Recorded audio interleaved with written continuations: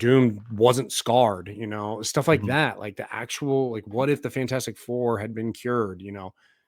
Real genuine what if storylines. I mean, it goes off the rails pretty quick, and then they try to rope in more of the newer phase characters, right? Like Riri, like what if the Yeah, emergence I think that's happened? part of it too, right? Like Sam, like putting Sam to the forefront as well. Like you're following, there's an agenda, and I don't mean like the agenda of like like the bad agenda, but you can tell there's the agenda of Marvel MCU, and it makes sense. Like I get it, you're pushing your properties, like you're trying to phase out Thor, Cap, Iron Man.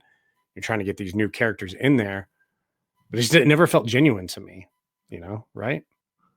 You look at it like, does anybody care for Howard the Duck and Darcy? Like, where was Kamala Khan? Where was Hawkeye? Where was, Just you weird could have Kamala done wasn't Wicked in and there. Speed. Yeah. You could have done shit. I mean, who else? They throw in Shang-Chi. The Riri episode is, I didn't like it in the beginning, but, and it took me a while. Like, and at this point, it's spoilers, people. So I'm sure you've watched it, but like, when they were like, "Oh, Quentin Beck," I couldn't think Mhm. of who Quentin Beck was for like a while.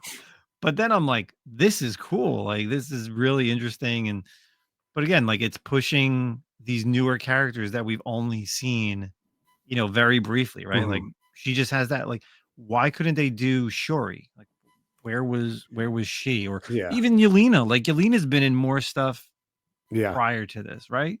You It's know? also not a very good look to have like a character like Riri, who we've seen for a small amount of time in one movie, and then you're already pushing like an alternative story of her.